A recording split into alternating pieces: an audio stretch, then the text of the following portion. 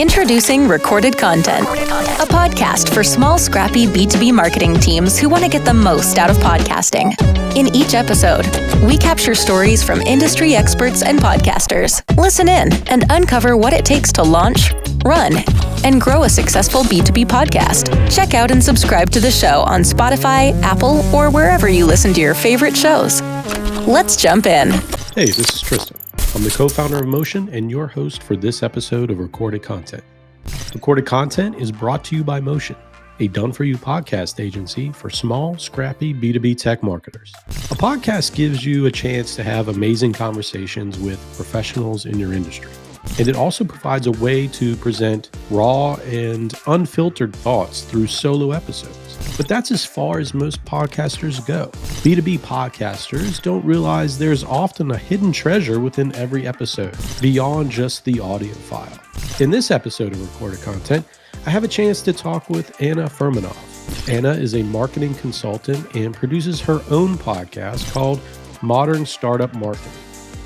And we uncover how Anna created the modern digital content strategy for startups Playbook, all from a single podcast episode. Let's dive in. So Anna, I wanted to start with, on your website, your consulting firm website, you say that you love to paint, build, design, and communicate. So I was wondering if we could start off with you telling me the last thing that you painted. Oh gosh, I have two kids, so painting kind of goes on the back burner for a bit. But you know what I love to do? I still do before COVID for sure, and I came in after COVID too. The paint and sip, where basically you just come in there and I pretend like, oh my gosh, I've never painted. Wow, this is so nice. And I just sit down and then sometimes I follow along with the instructor, but honestly, most times I just kind of do my own thing.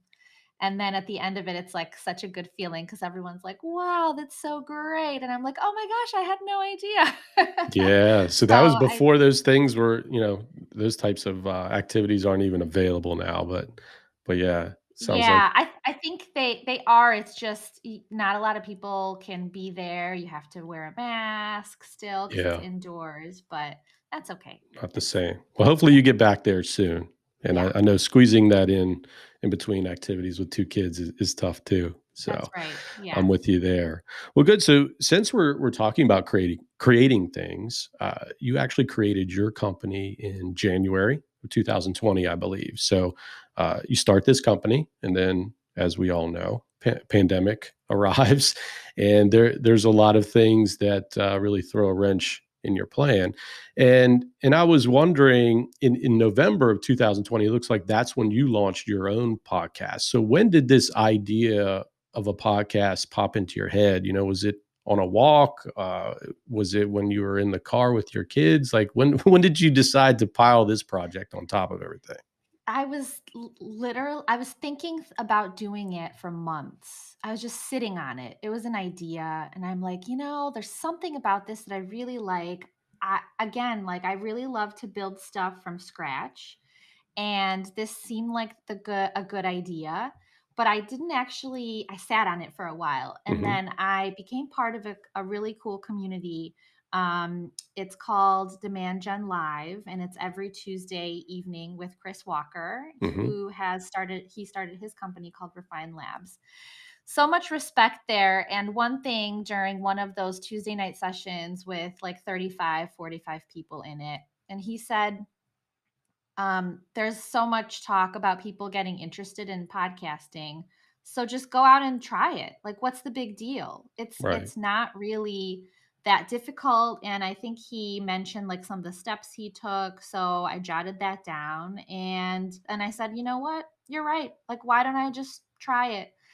And so I did, and I set it up, and it wasn't that difficult. And then I started doing the episodes, and I realized that I just, as part of marketing, enjoy talking to people. I enjoy doing voice of the customer research when Hmm. I'm figuring out like who are these buyers and what do they care about and what are their challenges and what's their day to day like.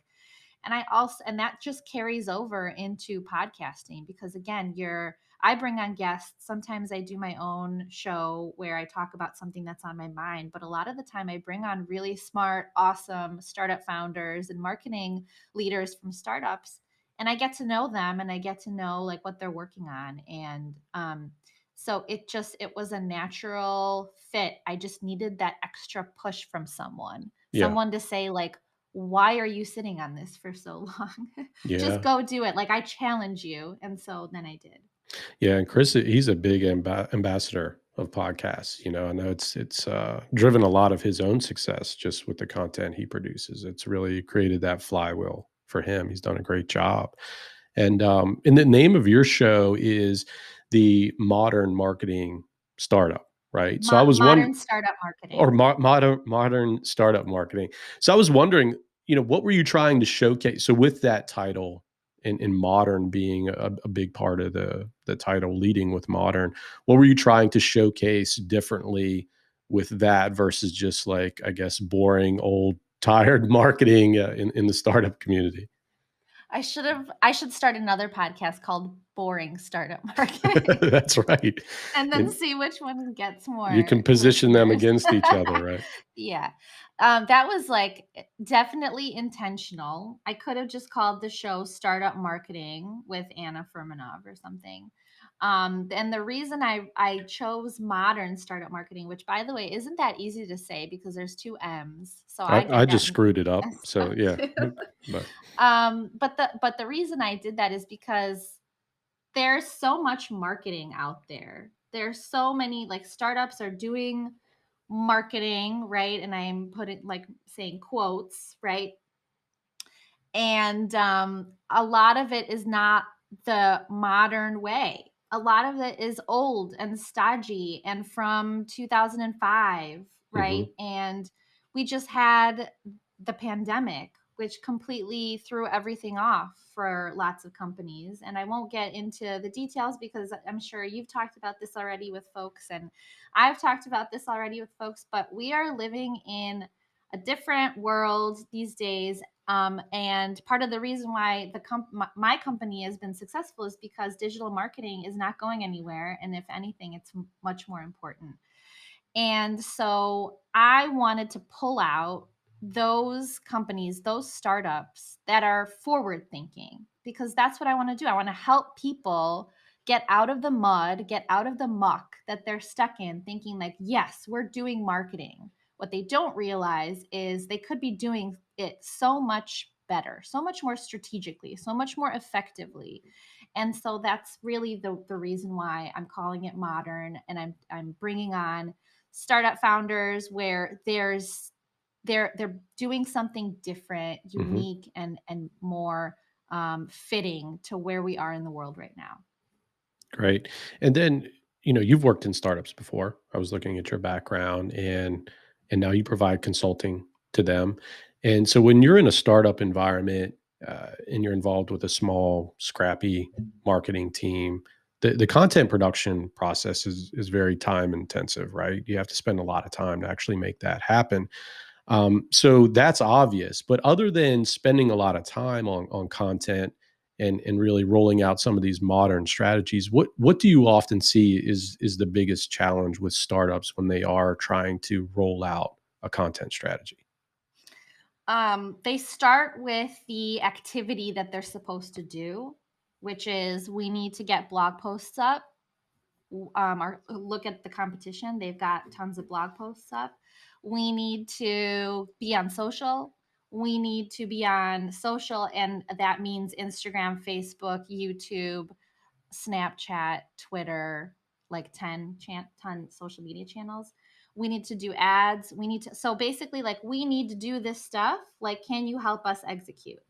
And my general comment around that is the problem with that is you haven't actually figured out who you're for, haven't really done like the right voice of the customer research, uncovered those insights, uncovered the problem that you're solving with your product, uncovered even outside of your product, what are the challenges for this person? What are their goals?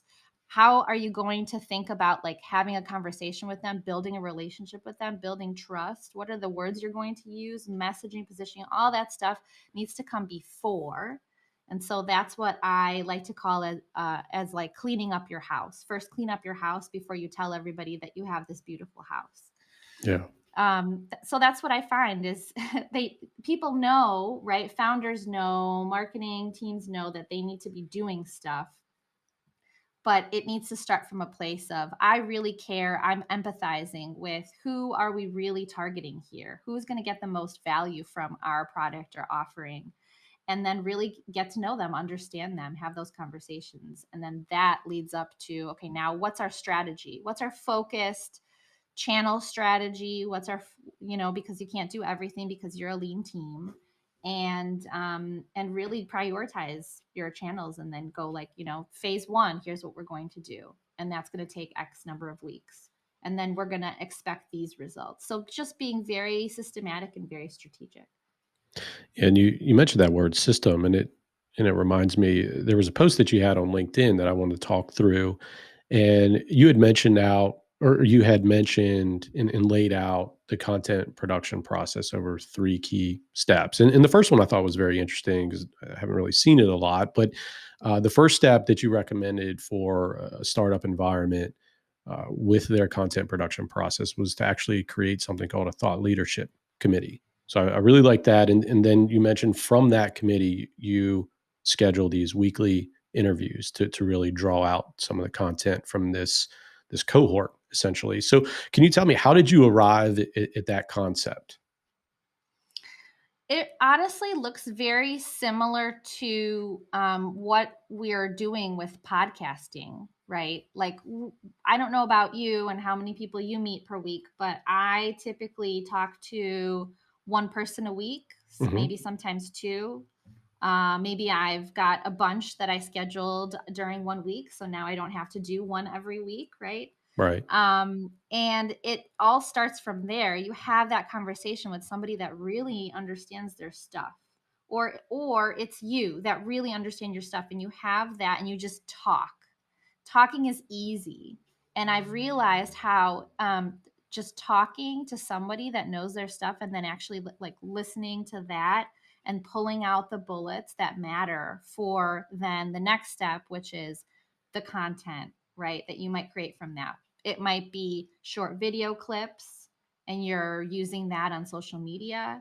It might be a longer form blog post because maybe you found that people are engaging with some of those video clips and it's really relevant right now to talk about this stuff. So you want to flesh it out into something that's much more descriptive. But starting with these 1-hour conversations, even 30-minute conversation, like 30-minute conversation with somebody that really knows what they're talking about, and you pick a topic that they're an expert in, that is gold. That is content gold. And if you do it every week, it becomes a system that's very easy to just keep doing that. Oh, yeah, Thursdays, 1 p.m. Like, yes, we have this every single week. So I'm a big believer in systems. I think waiting to get some people like wait until they're inspired to Hmm. get creative and like to do something. I come from that world of, yeah, you have to kind of like be free and let your thoughts flow and be creative, but at the same time, systems work to actually produce content. So I'm a big believer in them. Yeah, and I mean, it almost goes back to your painting scenario in the very beginning, where you're actually going somewhere and you have these guardrails, right? There are parameters in place, and it's like, okay, I'm here to do an activity for the next hour or whatever.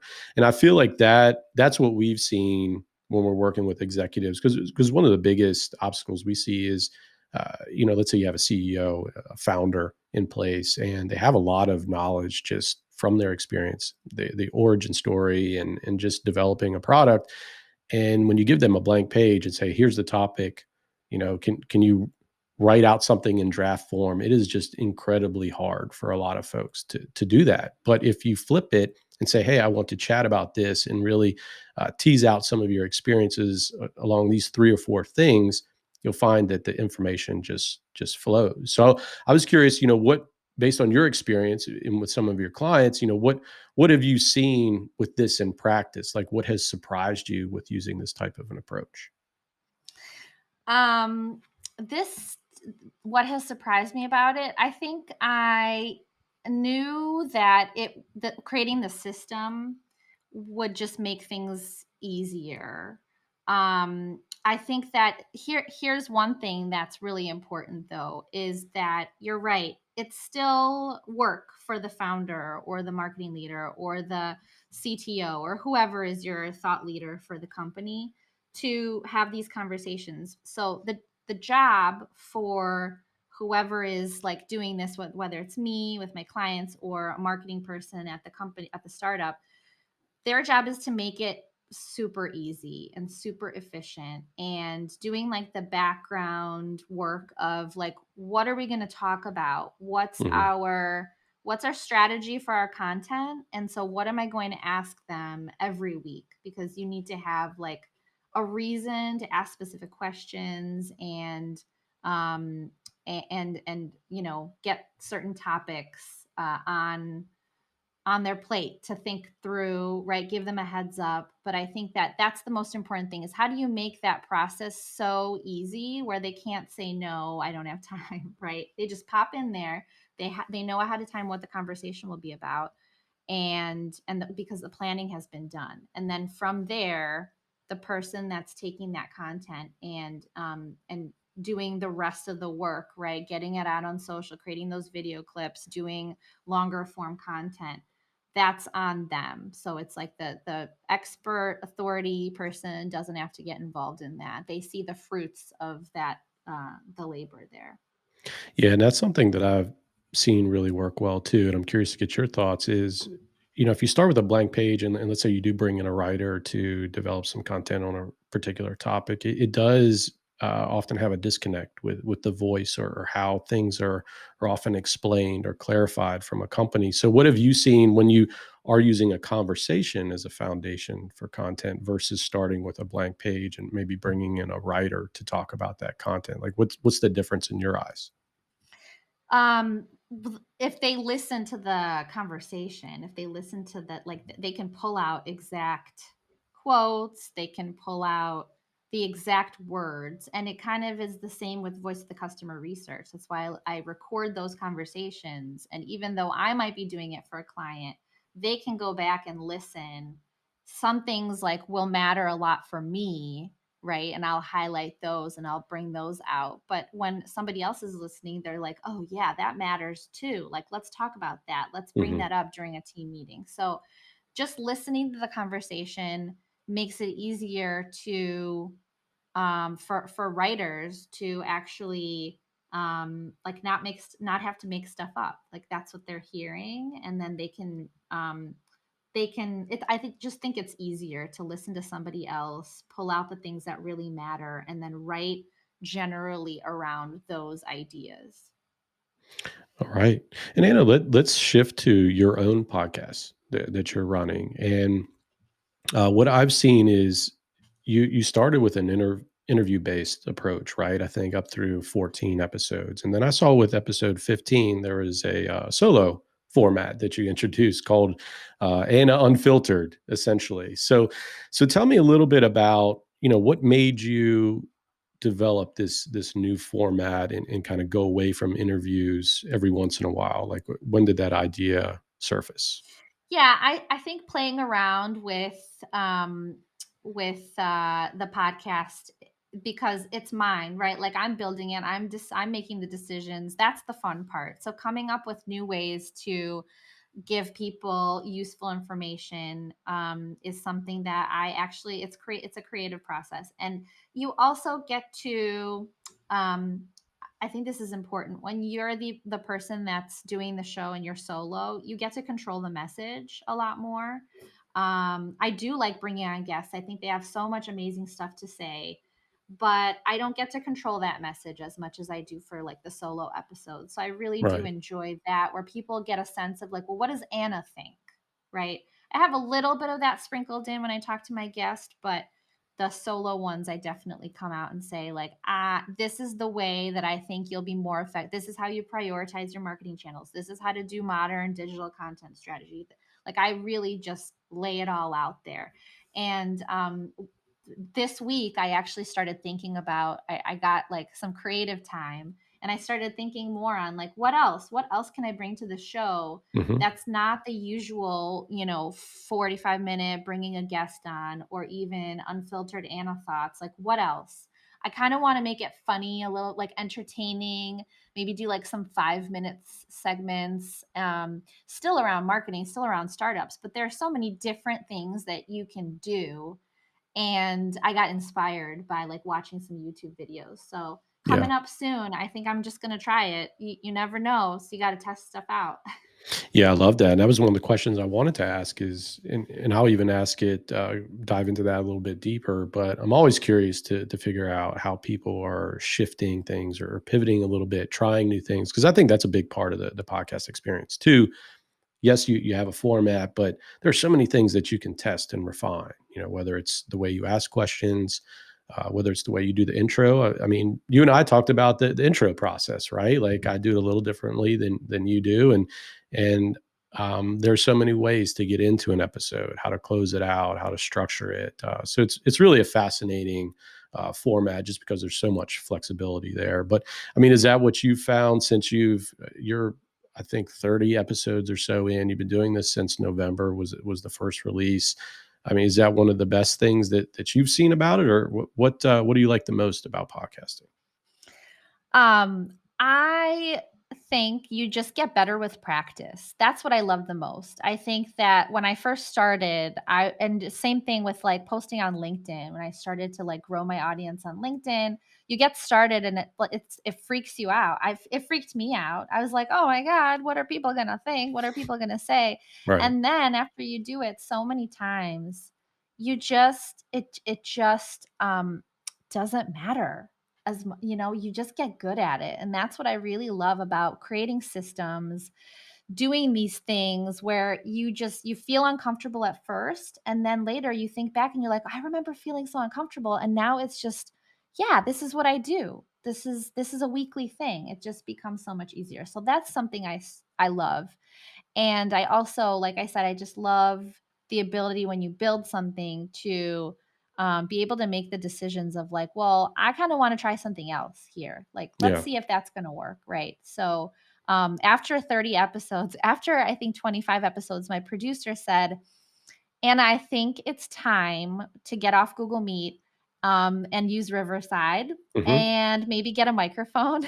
Yeah. And I was like, yeah, you're probably right. Because I get into the system. I'm like, yeah, this is going well, right? But then having to kind of step back and say, well, what's the next phase of this show?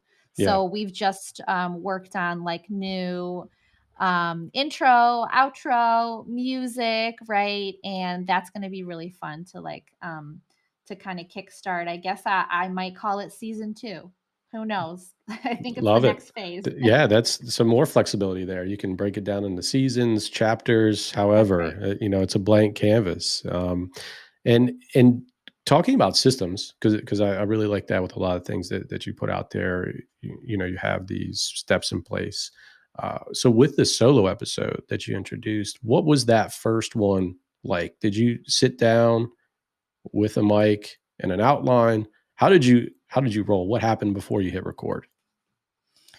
I typically like to have an outline of what I'm going to say. I'm not the kind of person that's like, I'm going to talk about content strategy, and then I just go with it, like rambling. Hmm. I don't like to ramble. And so I need some kind of structure, at least some kind of outline of what I'm going to talk about first. And maybe some like key phrases that I want to say. So Right. that's how I started my unfiltered thoughts. So it's unfiltered, but there's still some structure to it where I'm not just rambling. Yeah. Because I think that you still have to think about the listener and the value they're getting. And sometimes I listen to folks on shows and there's a lot of rambling and I'm Hmm. just kind of turned off by it. So I still like to keep the structure. That's it, really. It's just I use my notes app on my laptop, and I just put in like the bullet points of what I'm going to talk about, maybe key phrases, and then I go and I do it.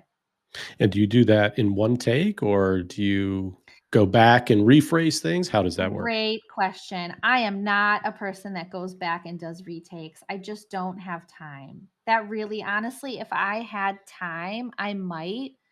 My personality is not perfectionist. I know there's a lot of marketing perfectionists out there, Yeah. but I am very much like, let's just get this going. Let's move. And I think that's why I mesh well with startups, because that's what they want to. That's what they should want to, right? Mhm. So no, I don't take a lot of takes unless it's really bad. Unless I forgot like what was it going to say? Yeah. Then of course I'll do another take, but if it's good, if it gets the message across, if I use some ums and some and filler words, it's fine. I just go with it anyway. Love it. Yeah, I think that's a big thing for folks to get over, especially when we work with branded podcasts, right? So you have these conversations that are a little bit informal. They're not perfect just by nature. And sometimes you have to really let go of that fact that, hey, we're going to put something out in the world that it's not a polished 2 minute about us video about our mission and values that we've refined and chipped away for months. It's a podcast episode. We're going to tighten it up a little bit, but it needs to get out there. You need to distribute and have that conversation out in the world. So I think striking that balance is hard, and it's always fun to figure out where people lie on that spectrum. So I think you're in a good spot. You're producing these episodes, you're getting them out there, and you're trying new things. So I love to hear that. And I want to ask, so with your solo episode, I actually didn't find your podcast first. I found the playbook that you released on LinkedIn, and that was actually a derivative of one of the podcast episodes that you had in place. So tell me, once you have that long form pillar content that was, I believe, like a 15 to 20-minute solo episode, what did you do from there when you said, hey, I'm going to then turn this into something more formal in a written format in the way of a playbook? Like, how did that process work? Yeah. So, like I said, I don't really prepare too much for those solo episodes. I just like took some bullet point notes of like the topics I want, like, what do I want to talk about? And it was really just like for that modern digital content strategy, it was basically like, what is content? What is it? Like, why are we doing this? Then the content production process, and then how to measure your content efforts. So I wanted to make sure I hit on those three things. And then I went back and I listened to this and I was like, I need to fill in some more. Like, I'd love to fill in some more stuff because I take in information. Like, I read books, I talk to people, I kind of beef up the information a little bit based on thinking, reading, talking to people. So I had more stuff I wanted to say, but I didn't necessarily want to go back and do another podcast session on this. Right. So Mhm. then I realized like I need to create a playbook. I love creating playbooks because then prospective clients, I want them to know how I think before I start working with them. And they should do this across all of the, consultants or freelancers that they bring on. Figure out how that person thinks and does it mesh with how you think about marketing or about whatever you're bringing them on to do. Because you should have that trust from talking to them and maybe reading some of their stuff or seeing them on social media. Like that's how you see if you will work well with them, if your mind is the same as theirs and how you approach things. So I wrote the playbook because I love writing playbooks, and I told you, right, that I had like some filler things that was kind of like pulling together Right. as this was on my mind, and it was really so much easier, right? Like the fact that I already talked about this stuff, the process of producing content by recording material, like literally, it came full circle, and so I wrote about it, and then I added some filler stuff, right? That was missing from the episode because again, that was maybe 10 minutes of talking about it. But there's more stuff I can bring in, like examples, right? Right. Like the visuals and some other things that I didn't really talk about. So, but again, it's really the reason it's easier is because I already talked about it. I already hit on the most important points, and I can already structure my playbook based on those most important points. Yeah. So Anna, once you had that solo episode in place, did you develop a transcript and then go through that, or did you use your outline and then compare it to the transcript? Like, what was that next step when you Yeah. said, I have the episode, but now I've decided to do a playbook? How did that, I guess, Yeah, transition? because I already sort of created an outline. I just for the episode, podcast episode, I used that, and I kind of listened back to what I said, and then I kind of transferred that into writing. But it's really not there wasn't anything like no secret, nothing there really. Like Yeah. the fact that I started and got going and created a podcast episode, I think that's one of the most difficult things for writers is okay, I know, let's say I wanted to start with a playbook first. Where do I start? What am I Hmm. going to talk about? What's my outline? It's just hard to start with a blank piece of paper. But if I Yeah. already had content to pull from, I started from there. I had that outline. I started from that. Yeah. In the outline, I know you mentioned no secrets, but I think that is a secret. The outline really is a very good foundation for just about any piece of content that you have. And I find that a lot of people don't do that with their podcast episodes. And my light is blinking. I hope it stays I on the whole saw, time. Do you see yes, that? I did. Oh goodness, please hang in there. Um, Yeah. but yeah, the outline is crucial for all kinds of formats. And the one thing that I wanted to ask you about is I saw you mention that you use broca, which is an AI copywriting tool that you introduced into this process as well. And I've had a lot of conversations about AI naturally with podcasting because that's how we get a lot of our transcripts initially in place. And then from there, we do a lot of things with copy.ai with headlines and even episode titles and things like that. But where did AI fit into this equation? Like, how did you use that with your outline podcast file? And then how did you go from there? Yeah, totally. It's a friend and he started his company and we've been talking back and forth and he's been getting some like feedback from me on like what are some good features, what do I like, what would I change, what's, coming soon, just having conversations around that. And I decided to use it to just take over the process of what do I say on social? I have this Hmm. playbook. There's a lot of stuff in there, but I don't want to think about it. Like, can't somebody else take over, right? So Right. the cool thing about Broca is you just input like what's your topic, what's it about, give a little blurb, and like who's the audience, right? Have some put some information in there, and then a link to the article, and then basically it just gives you a ton of options for what you want to post, and you of course have to decide, well, I like that one or I want to tweak that a little bit. But I tried that out just as a test because I like to test stuff, right?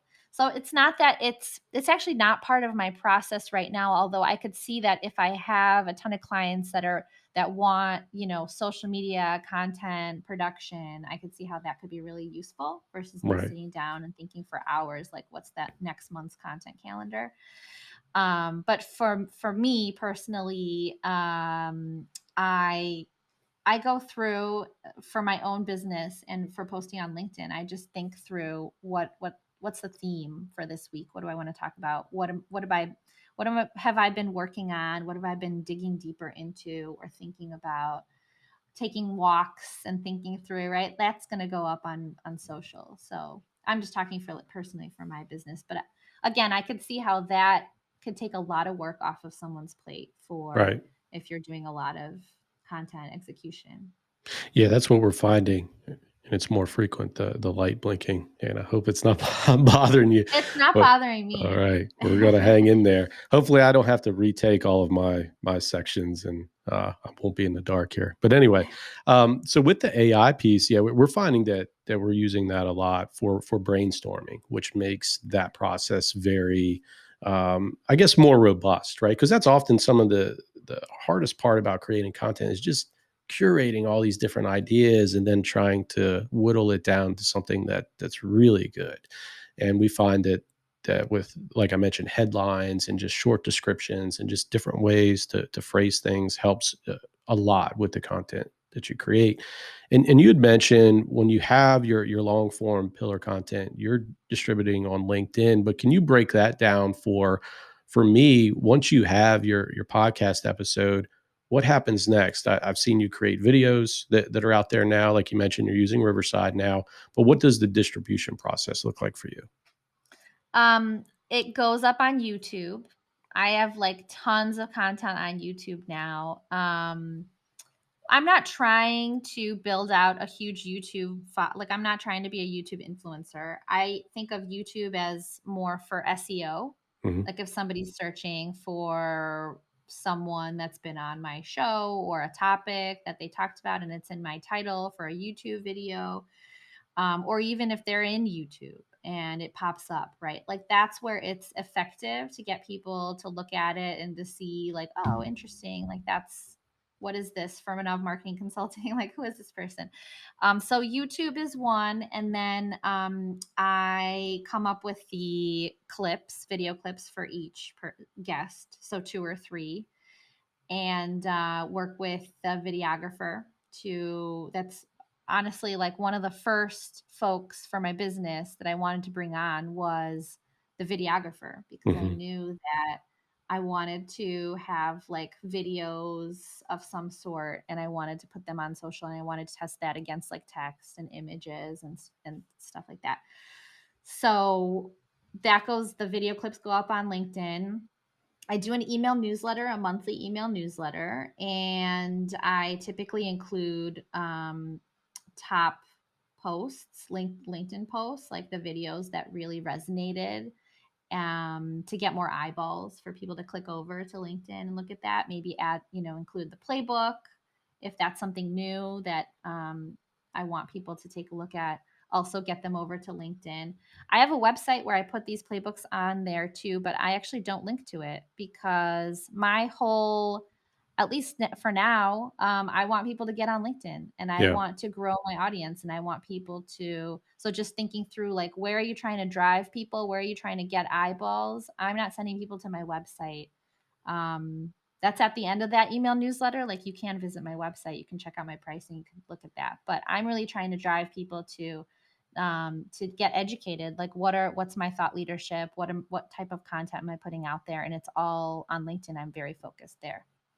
Yeah, and I think that's a departure maybe from the old stodgy marketing that we talked about at the very beginning, where companies need to get more comfortable with having their content live in these platforms where people are consuming information versus uh, housing everything on your website. You really have to have it in a lot of different places. And like you said, you're not even sending people to your website. It's like, here's Anna. Here are my core beliefs. Here's how I'm working with clients. These are my experiences, and it all really lives on LinkedIn. That's where you're finding people and having those conversations. So how and you're kind of doing it yourself that way, right? So how do you explain this strategy to some of your clients who might not really understand that dynamic? Well, you basically said it really well. Like you have to be everywhere. For digital, you kind of have to be everywhere where your target audience is, right? Of course, be focused, be prioritize. But your website is not where your target audience hangs out. Um, and that's maybe like the old stodgy way that you were talking about, right? Yeah. Like a lot of companies are thinking, we got to change our website. Like it's been the same thing for 6 months. We need to update this on our website. And I've been at companies like that, right? We need to change the homepage. This doesn't look great, and we don't have enough case studies and this and that. Mhm. Spending a lot of time there versus spending time like where your target audience hangs out is actually going to give you much more effective impact, right? It's going to give you impact versus the latter way. So that's my approach, right? I do help my clients with the website, and typically if they don't have something, or if they just have like one page and they want to build it out, then we work on like 5 or 6 pages, and then there it is. It's ready to go, right? For early stage startups, it's ready. Yeah. And that is, you need it, but then we start thinking through like, okay, now that we have the house is cleaned up and your social media pages, like the images and the copy is ready, now it's time to actually go out there and get people to become, to be excited about what you offer, and to connect with you and to follow you and to build that audience, and to get people to have a relationship with them. So yes, I think spending a lot of time on the website just doesn't make sense. You do it, you got to get your key stuff on there, but Hmm. then your most of the time needs to be spent, I believe, outside of your website. Love it. And Anna, what's been the biggest benefit? I mean, you have a small, scrappy marketing team, right? It's your own company.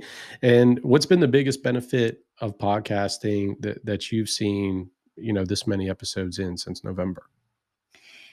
Um, the biggest benefit for me is, and the biggest surprise is, that people say yes, they want to get on.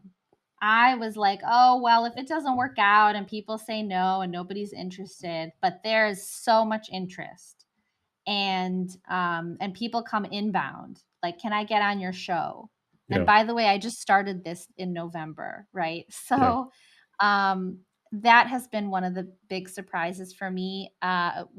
Big benefit for me is creating relationships with people that I otherwise would not have had a chance to do, honestly. Like, I am talking to Series F startup founders, and that was like my dream. I wanted to talk to early stage, middle stage, later stage companies, and marketing experts. And this is a great way to be able to have that conversation. Like, get on my show. What could be better than that, right? Yeah. And so having these conversations, creating these relationships, who knows what it might turn into down the road, right? And the other one, I guess I have two big benefits, is my content production process becomes way easier, which was really the focus of the show, right? Is Yeah. creating the podcast is something that has mm, allowed me to do cooler things with the ideas I have around marketing, and like get the thought leadership out there, because I have the video, the audio content, and I can get it across different channels. I love it. Great success story there. And what can folks expect? Like, what's on the horizon? You touched on this a little earlier, but I wanted to specifically ask you, what are some of the exciting things that you're looking to introduce with your podcasts? What's next? Well, get ready for amazing music. You could basically like go clubbing in your living room. Nice. I'm half joking, but I had so much fun picking out the new music versus the stuff that Anchor has, right? Yeah. Which a lot of people use. And yeah, so just kind of revamping that, and then thinking through, like I mentioned, different ways. I won't stop bringing on startup founders. That's the point of the show, is to bring them on and talk about what's working really well for them inside of their startups and marketing teams. But I'm going to try some entertaining, marketing content and see where that goes. Yeah. Because I got inspired. And when a marketer gets inspired, there's no stopping them. So get ready for that. I'll be and I actually had to create a list of like, who are my contacts and friends that have a funny personality. Like, I Right. actually did Try to get them make a list. involved. Yeah. Yeah. Yeah. Well, So good. yeah. And when does that stuff roll out? And is it coming up soon, or just because I want to be on the lookout for it? Yeah, I think I might sprinkle it in, right? Because it's going to be 5-minute segments. Okay. And I do still have a backlog of the folks that I'm going to put out on the show. I had a session with Chris Walker, which I'm really excited to um, put out there. But because I had other folks, and I have a lot of other great guests that have come on the show, but I have, every week I pull out just one, or I Right. make one go live. And that's been my system, Yeah. right? And so, but I think with these 5-minute ones, I might just like add another one along with the long one. So Yeah. Kind of soon, just the fit it answer in is the schedule, soon. right? Yeah. That's right. Yeah, and for selfish reasons, I actually wanted to bring you on because we are going to roll out solo episodes as well. We're actually me and my business partner because we host independently, so we actually bring on folks that we want to talk to separately. We've co-hosted before, but we actually like this process better. We're dedicated to the guest, and I wanted to pick your brain a little bit and understand how you do the solo episodes. That's something that we're going to roll out as well, and I know a lot of our clients are asking too, because it's really flipping that right to where the focus is on some of your own thought process and your perspectives. So people forget that sometimes, where a podcast is not really this rigid structure. You have a lot of flexibility, and Totally. yeah, and I, you I don't have didn't to be stuck to it. mention that I brought my daughter on to one of the podcast show. Oh, I Like missed that one. one of them is called something like special guest. Okay. Something like I can't remember what I called it, but yeah, it's in there. It's like episode 20 something. And I got this idea from one of my listeners, and they said, Anna, why don't you ask yourself? Oh, it's called Reverse Podcast Episode. I Oh, reversed it where I asked the same questions I usually ask my guests, but I asked myself. So, for example, what does marketing mean to you? And what's working really well for your business in terms of marketing? What are the challenges, right? I asked myself that. And then I asked my daughter, and she's 7, and she had some of the funniest answers. I love it. So cute. Yeah. So you got to listen to it to actually hear the funny stuff. That's awesome. And I'll tell you a little personal story. I actually started a podcast with my son at the beginning of the pandemic because he's really into sports. He plays sports all the time, always around his friends. And when the pandemic hit, everyone goes home and you can't hang out anymore. So I said, if your dad cannot create a podcast for you, then what kind of person am I? Right? It's what I do each and every day. So we Yeah. created a podcast where he could just chat about sports, and he would bring on his friends, and he would develop the structure of the episode. He would do the short little show notes afterwards. So we had him working in Google Docs all the time, and it was a lot of fun. And he was 10 at the time, so it was just a good Wow. experience to see. Yeah, it was a That lot is of fun. such a good experience. Yeah, I think they love it just as much as we do. And those are memories, right? Yeah. So I love bringing in the kids. And they are so much more comfortable on camera, on their phones, everything. There is no imposter syndrome or anything. Just jump right in. That's a That's right. generational thing. It'll be Yeah. interesting to see how that unfolds. Yeah, that's right. So, Totally. well, good. Well, Anna, we're coming up on our time here, so I wanted to ask, how can people find out more about you and your show? Well, definitely take a listen to the Modern Startup Marketing podcast and look out for those fun, different, short episodes too coming up. You can find me on LinkedIn. I'm there basically every day, and have really just like enjoyed the connections on there, and found people I otherwise would not have found if I wasn't spending my days there. And my website, if you want, furmanovmarketing.com. Got the playbooks on there as well. So All that's it. right. Awesome. Well, Anna, thanks for joining me on Recorded Content. Thank you, Tristan.